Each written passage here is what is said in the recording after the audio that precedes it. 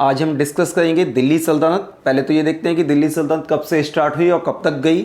बच्चों को इसमें बड़ी कन्फ्यूज़न है कि वो मुग़ल के क्वेश्चन को दिल्ली सल्तनत में ऐड कर देते हैं। जब भी मैं बोलता हूँ कि दिल्ली सल्तनत पढ़ेंगे, बच्चे मुग़ल से क्वेश्चन पूछ लेते हैं। तो सबसे पहले तो मैं क्लियर कर दूँ कि मुग़ल क्या हैं और दिल्ली सल्तनत क्या है।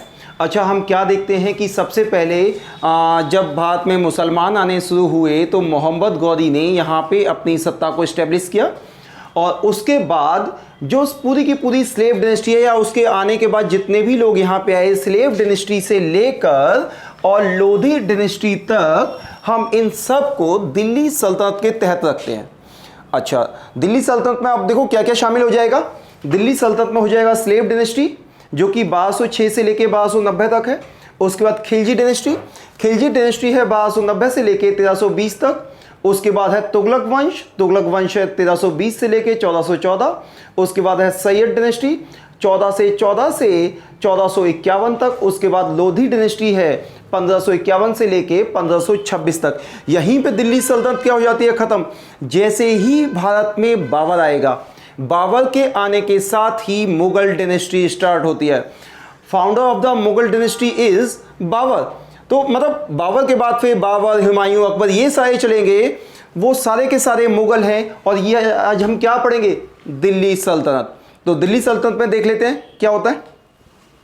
हम देखते हैं कि सबसे पहले मोहम्मद गौरी आता है। मोहम्मद गौरी यहाँ पे पृथ्वीराज चौहान को हराता है और हम देखते हैं कि इसी के साथ भारत में मुस्लिम सत्ता की स्थापना होती है।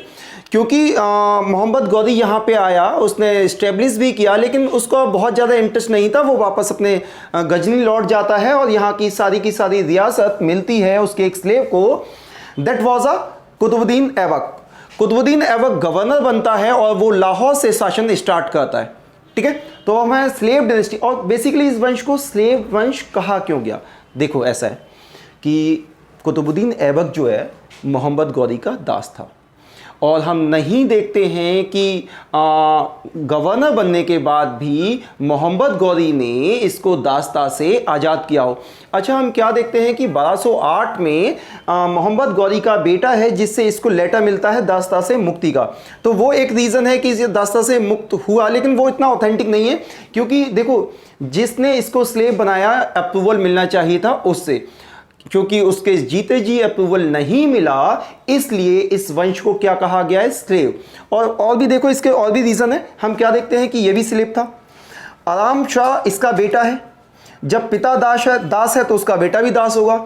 इवन हम क्या देखते हैं कि इल्तुतमिश, एक the real founder of this dynasty, वो भी स्लेव है। किसका,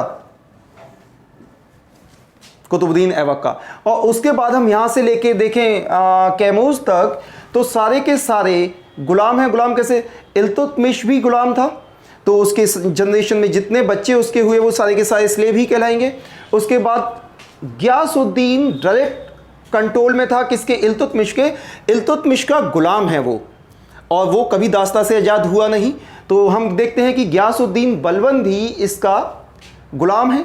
फिर उसके बाद ये दोनों बच्चे जो हैं वो इसके सन ग्रैंडसन हैं, इसके बेटे के बेटे हैं। तो जब दादा ही दास है तो उसके बच्चे तो दास होंगे। इसलिए हम ओवरऑल इसको डिनेस्टी को क्या बोल देते हैं, स्लेव डिनेस्टी। तो स्लेव डिनेस्टी में कुछ समझ में आया, थोड़ा सा और समझ लो। देखो स्लेव डिनेस्टी में पढ़ना क्या है। स्लेव डिनेस्टी में हमें सबसे पहले पढ़ना है Qutbuddin Aibak, who was the founder of this dynasty. 1206 से लेके 1210 तक इसने शासन किया है। एक्सीडेंटली इसकी मौत हो जाती है। और फिर इसका बेटा बनता है आराम शाह।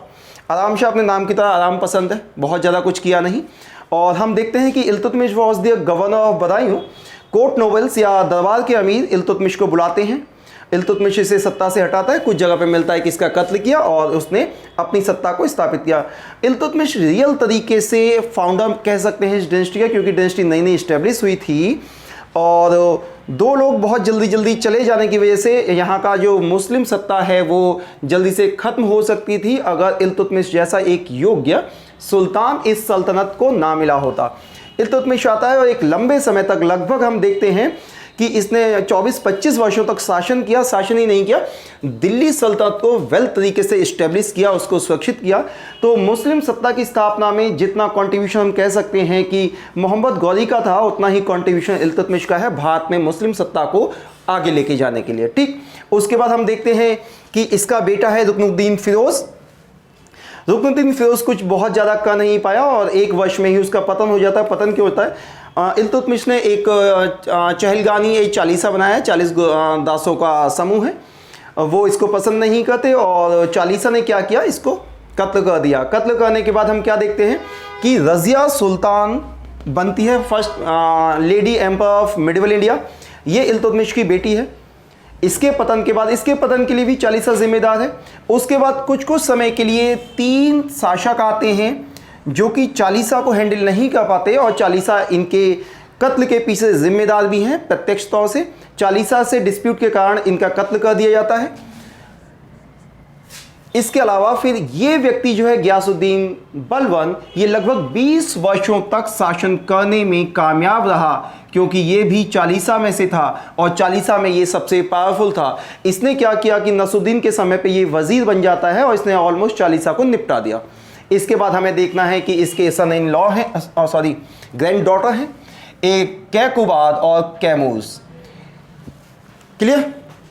अब हम क्या करेंगे कि एक एक को विस्तार से देखेंगे कि आपको प्रश्न आ क्या सकते हैं, कौन कौन सा प्रश्न आपके लिए वैल्यूएबल है। तो एक एक को फर्दर हम डिस्कस कर लेते हैं। चलेंगे कहां से? कुतुबुद्दीन ऐबक से। डन।